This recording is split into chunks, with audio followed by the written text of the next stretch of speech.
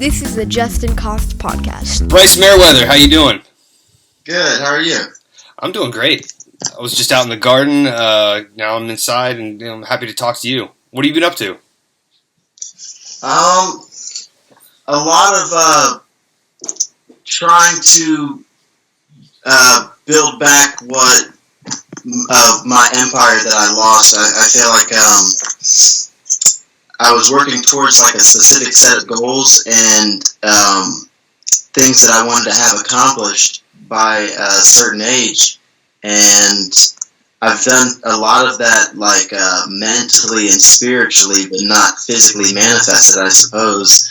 And I was in the process of doing that. Like, I didn't used to ever like believe in having roommates or anything like that, but I needed to save money because I wanted to get all these cool looper pedals and stuff like that. I'm like, I don't understand how people afford it. Like it's crazy. I think they put it on like layaway or something because I'm like just one pedal. I got this Canyon pedal. It was like, well, I think you remember, and it was like a one pedal board. It was just one pedal, and it was like $300 and something, and I was broke. I was like making payments on that, you know. But then again, you know, my rent was like fairly high. I lived by myself in a 3-bedroom house, so I started letting people rent, and I saved the money, and then was buying more and more instruments and components and processors, and I was learning how to. I was in the process of like I knew how to play some specific drum beats, but I didn't really know how to play drums, and I built my drum set, and I was pretty excited about that, you know. And I was building my studio, and I was going to call it the Wolf Dog Records, which I thought was a cool name because Wolf Dog was a pseudonym I made up for my rap persona, I suppose. And Wolf Dog backwards is Godflow, so it just sounds cool, you know what I mean? Like I got the shirts. I got the Wolf Dog shirts. Hold on. See, oh no. All right. Let's see.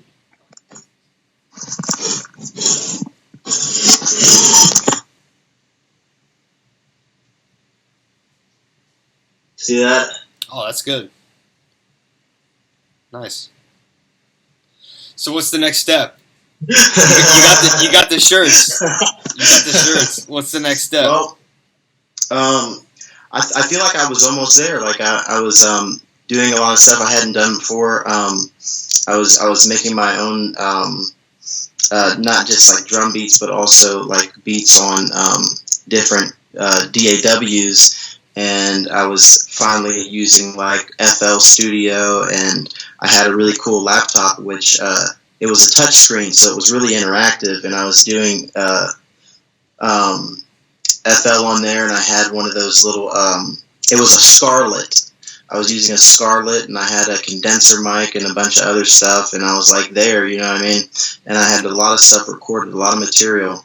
And from 2019 to like 20, probably, yeah, from 19 to 20, I think I started doing like mixes, like started mixing other songs and stuff, like oldies, and remixing it with like more kind of like trap sounds. And this was in 2019. I did about 300 and something mixes. I have most of them. I was able to save them on my phone.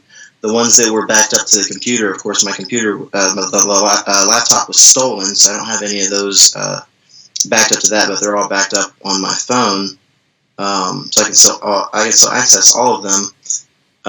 But it was more of a thing that I was doing for myself and to gain more, I guess, versatility in mixing and stuff like that, and understanding how all that works, because I can play most of the instruments and stuff like that, but I didn't really understand too much of like how the condensing worked, compression, how the wave files worked, how layering worked, stuff like that. And frequencies, right? EQing. Yeah, EQing and whatnot. Right. You know, and that's still, I still have a hard time doing that because often it'll EQ itself because I'm so used to playing without like microphones and recording. Like the recordings that I do of myself, I'll know how to pan analog with like just using my hand or whatever, you know, or covering my mouth in a certain way, or like moving the phone back and around my head, and then of course using different voices, you know. Well, that's why I went to school for it, and part of me will always say, you know, did I make the right decision because of what I do for a living now, for example, and not making money in the arts. But I'm really grateful to have that opportunity and to know and to have my music sound better. It could always improve more. But, you know, I think what I'm getting at when I'm talking to people and you know, and having these conversations, it's not that important, really.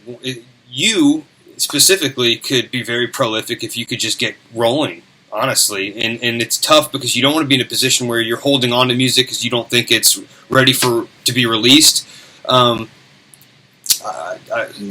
don't agree with that. I think the best option is to release whatever you can as when you think you've got it to the best of your abilities. And you never know that somebody could come along and say, hey, do you still have those music files? Let me remix it for you. Let me remaster it. And some stuff takes time, is what I'm trying to get at. And as long as you're creating, which you could be very prolific, and like I said, and I think that's the direction that you need to go in. Equipment is the same way too, where I've said in my recent talks that I'm going to work with what I have, and if I'm in a position where I'm working on a song and I feel like it needs a ukulele or a flute, if I don't have that accessible to me, then I'm just going to make it work with whatever I have, meaning I'll try a recorder instead of a flute if I've got it, or if it's cheaper, or just go into the electronic side of things and you know, and play a keyboard that has a flute sound in it.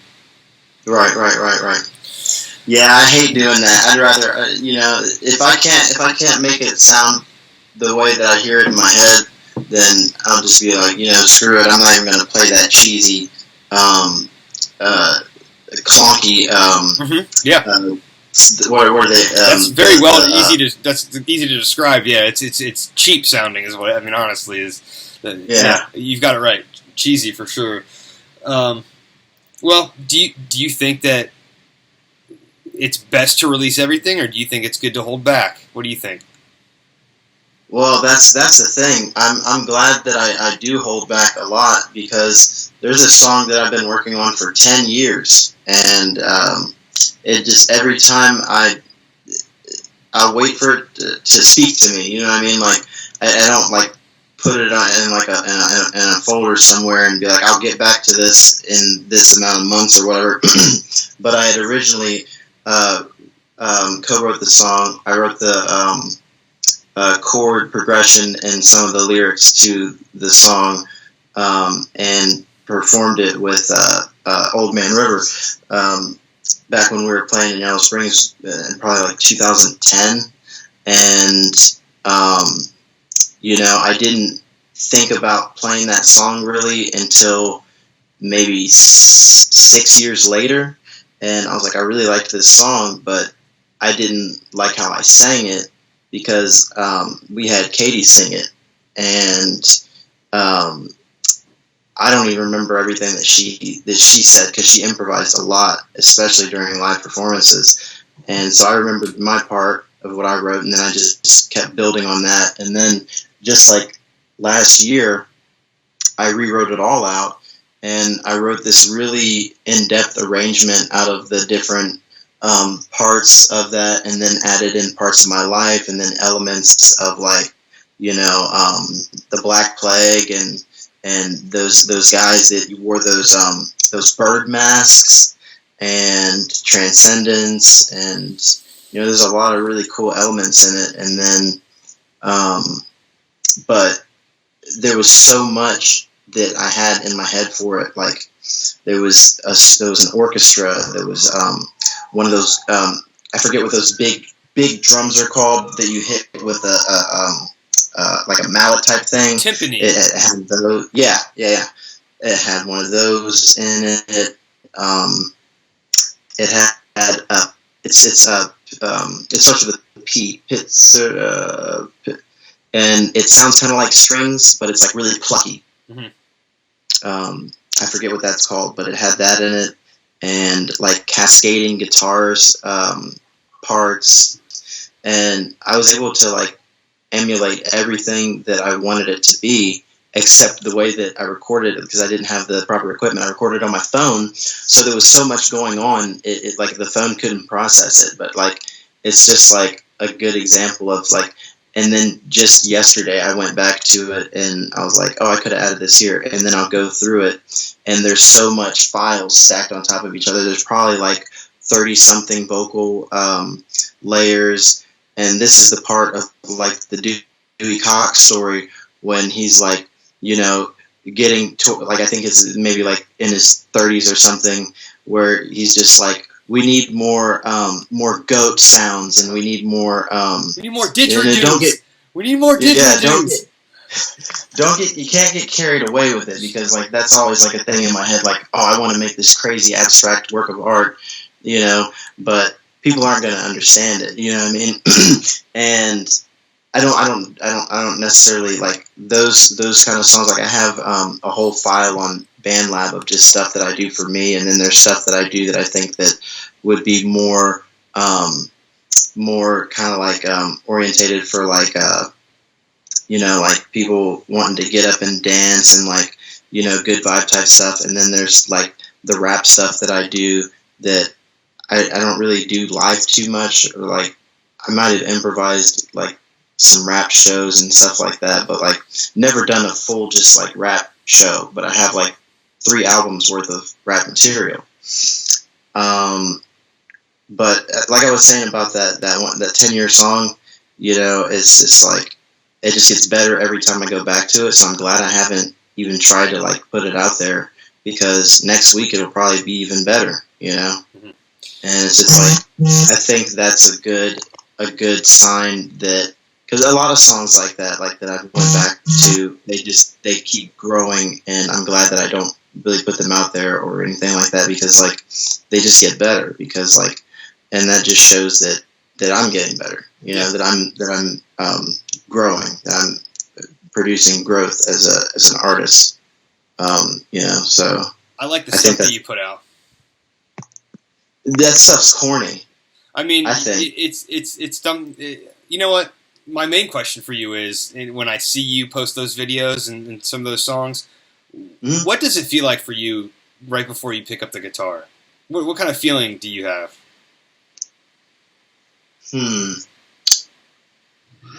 Well, I don't know. That's an interesting question. Because what I see in those videos and you writing those songs is a lot of spontaneousness, which is what Elvis Presley really, that's what got him pretty famous and successful. It was in the recording studio. He was very spontaneous, and he tried to keep that, and he wouldn't do takes very often. Your music sounds really fresh to me all the time, and I appreciate that. I don't think that they're corny at all, but you know, it's great that you keep putting those out. And I think that you should make sure that you do everything you can, Brice, to store those files and that music that you're working on and back up the backups. Because I've talked to artists that are like, oh, once I'm done with the song and I release it and it's on iTunes and Apple, I delete the session. And I'm thinking, what are you doing? Because there's remixing that can be done. Yeah. Like you're saying, you could improve the song again. And I think that's some really, really good advice out there for everybody. How important do you think it is to perform live? Do you think that's crucial? Absolutely. It's I think that's how you gain like a good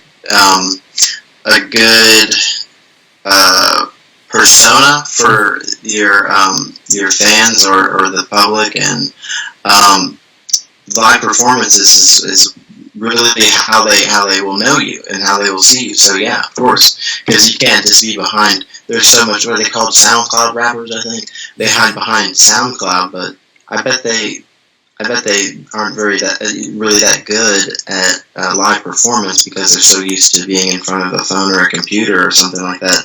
Which I've actually been venturing out and doing some recordings like that, like a lot recently.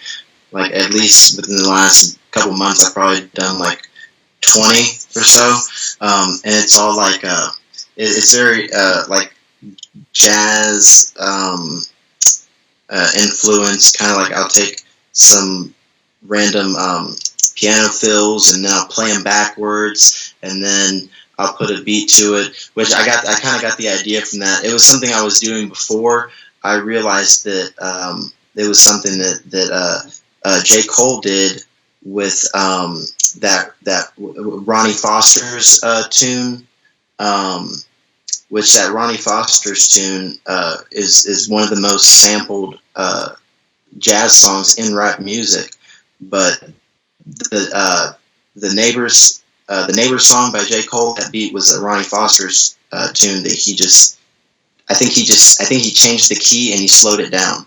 But I'll take my own songs that I've played before, like the song I was just talking about that was 10 years old. The piano parts in that song are actually all played backwards, but you can't tell. You can't tell it's backwards. It just sounds like beautifully cascading. Sure. Well, that's great, man. Are you into listening to different types of music on your phone, vinyl, and where do you listen? How do you listen to music yourself personally? Oh well, I love vinyl. I've been listening to vinyl since I was a kid. When I built my first like phonograph system out of a record player. It was a Fisher record player, and I got a Sony receiver. And the receiver worked fine, and I got a Doobie Brothers record, Johnny Copeland, and Jackson 5, Earth, Wind and Fire, and like some miscellaneous records, and Stevie Wonder and the Key of Life. And I listened to them. I went to Circuit City and got the parts. Electric stuff used to always scare me. But like when I would do it, I would always figure it out. So more recently, I've been listening to music through, of course, my vinyl. I listened to 8-tracks, mostly disco on 8-track, and CDs, whatever miscellaneous CDs. I have several CD folders of CDs, but I'm like, I've listened to those all before. I want to listen to something I haven't heard before, and I also want to listen to something that's going to inspire me and also give me like an emotional roller coaster ride. Like I want to be able to see how diverse somebody's music is by the emotions they can convey. So if they can make me feel like I'm on an emotional roller coaster, I think they did a good job. However, there's also the classics. Like I just listened to the Fleet Foxes on vinyl the other day, and I listened to The Birth of Cool by Miles Davis the day before that on vinyl, and B.B. King. And I love watching old performances. I like watching live performances more than anything, because oftentimes I won't even listen to anything because I feel like it'll distract me from my own music, because I don't want to make my music sound like their music. I just want to stay in my bubble of what I'm focusing on that helps me write. Sometimes it can be it can inspire me, and other times it can be a distraction. So I like more lately, like the less I listen to music, the more of my own I write, and the more of my own I create. Which I used to play with an older cat named Jim Coughlin, who he played with Roger Troutman way back in the day, and I always respected his advice and stuff like that. And he used to tell me that because he knew I wrote songs like every day. Like I was always writing more and more. Like I probably have at least 500 songs. It's got to be at least 500. Because like just off the top of my head, I wrote down 100 of songs that I remember. So, but I get so jumbled up that like I'll remember parts here and there, and then I got to go back and like relearn it. And it's like maybe what I was feeling when I first learned that song or first wrote that song, I'm not feeling anymore. So is it still relevant? I've noticed maybe that if it's not. You've changed lyrics at times in your songs. Like through the years, you've done that. And I remember you played at the second Dayton music showcase, and I was like, "Holy crap, man! Those are different lyrics. This is crazy." And, I've thought about that. People do that, but it's not common, and it's neat that you do, and you have the freedom to do that for your music, and you're not so pigeonholed, which I like. How do you describe your music, Brice? It's eclectic. Mm-hmm. It is. It's not reggae fully. It's not rock fully. It's like you said, you dabble into rap and hip hop, and it's a plethora of genres, and I appreciate that a lot. I had a term for it at one point. I'm trying to see if I can remember the term. Hold on.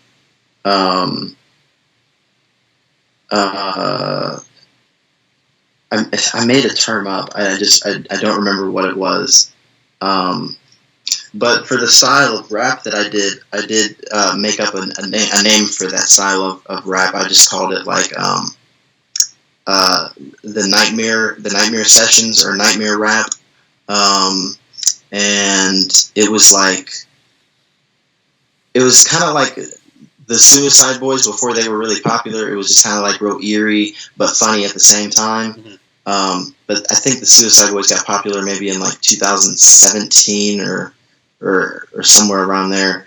But like I was doing the nightmare rap, like just recording on a 2-track digital recorder on my phone, and I would do like all these like weird sounds in the background.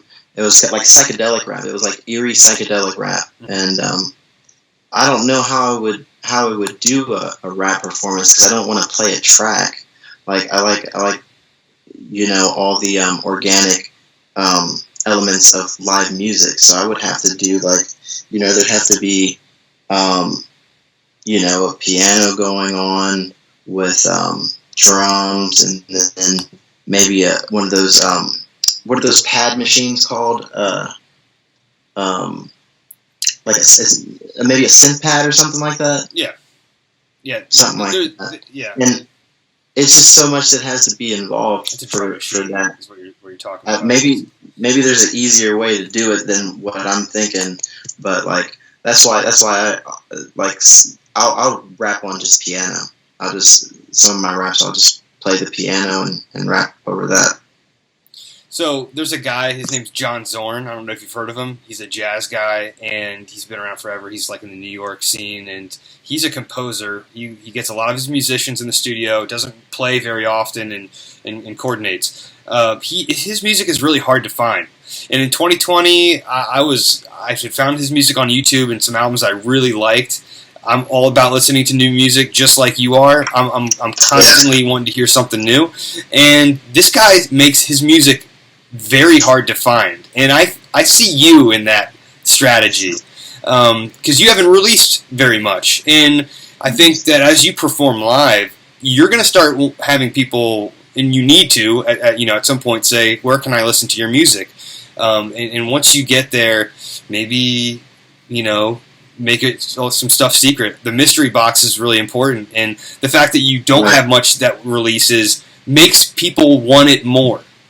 So I would consider going that way.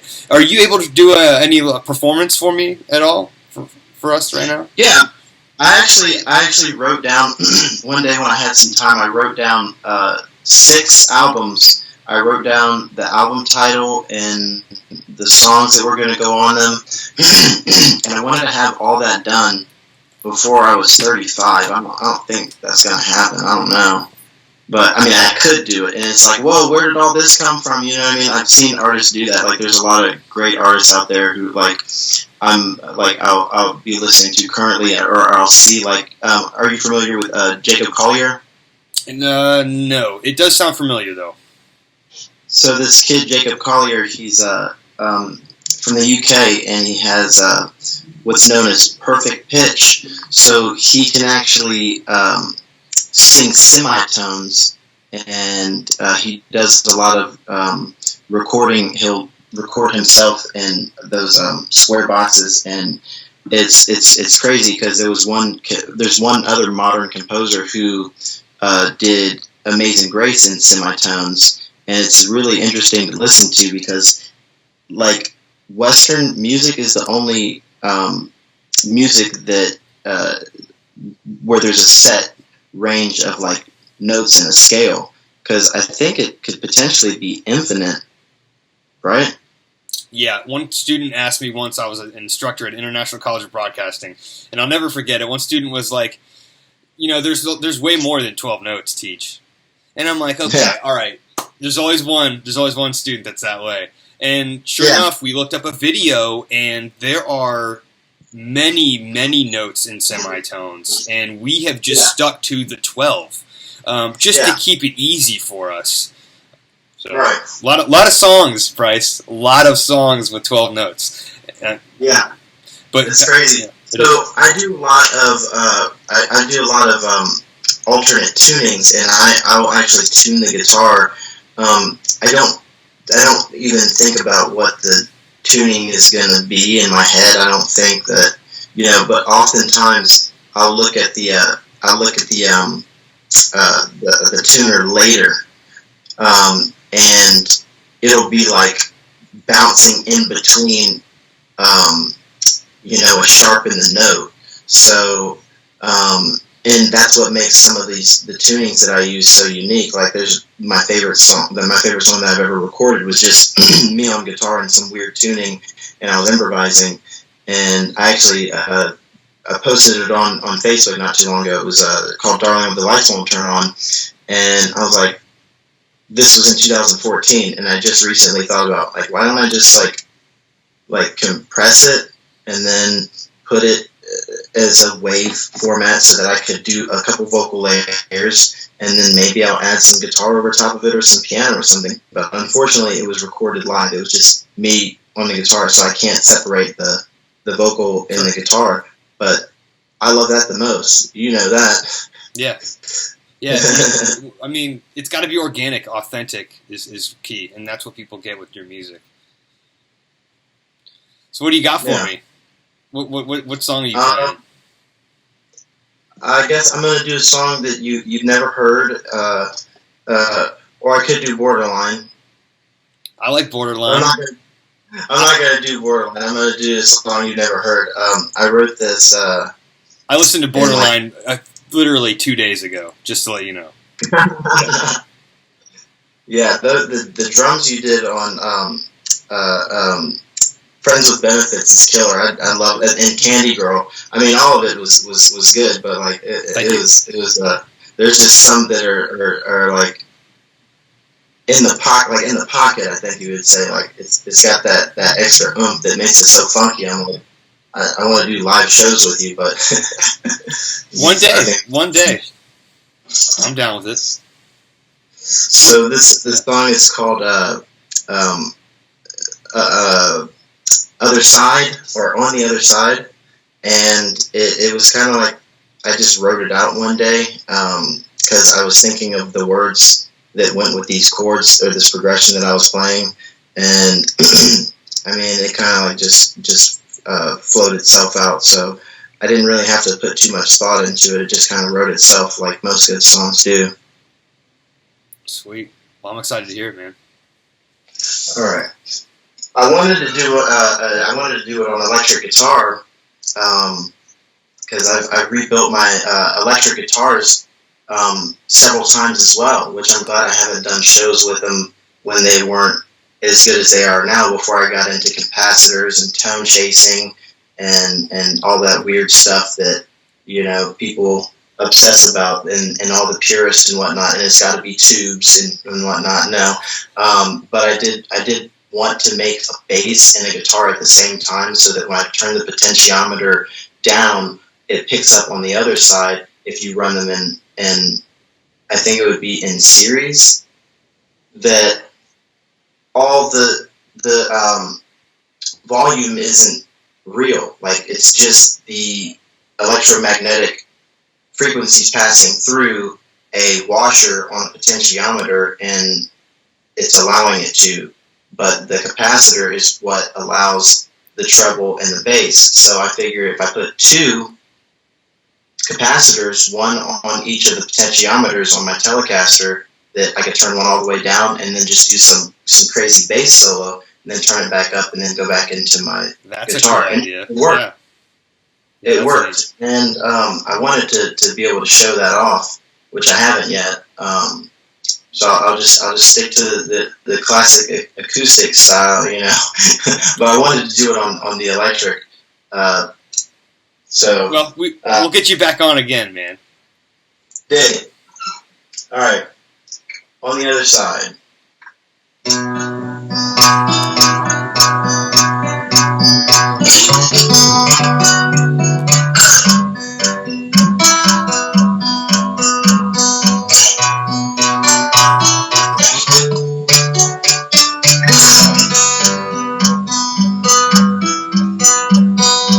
Open up the windows and let your heart beat once again. Oh, once again. Smoke is so heavy, I can't breathe unless pretend. Oh, let's pretend. Choking on the darkness inside. She will always be my heartless bride. When happiness and despair collide. When happiness and despair collide. When happiness and despair collide. The sun is on fire and I can't fight her ashes. She told me to bury her alive in bitter scratches. Watching light in the paintings of the Hollywood shows. Staggering blindly through the empty churches. Don't you know it's time to cleanse my innermost thoughts? Happy until die, all the feelings died. How did I feel alive? All the feelings died. Trapped within the thing that's inside. Oh, I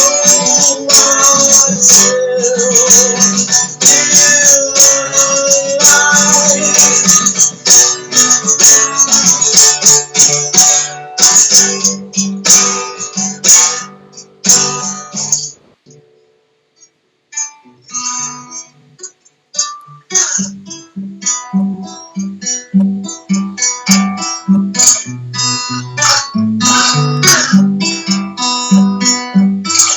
Just know I'll see you again on the other side. No, I'll see you again, but trapped within the frameworks inside.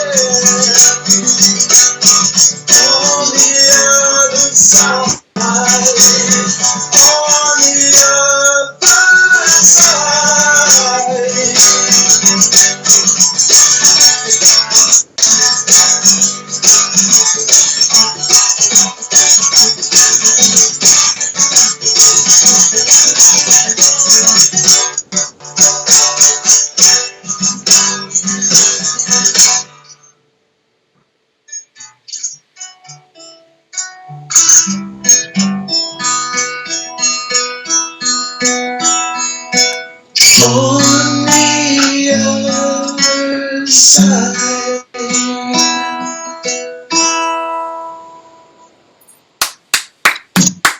Woo! Man, that rocked. That was awesome. That was awesome. Well, Could you hear it okay? it was great. It was perfect. Brice Good. Meriwether, Awesome. thank you so much, man. Thanks for joining me, and great talking with you. Let's do this again. Thanks for having me, man. No It was problem, good man. talking to you. It was excellent. Thanks.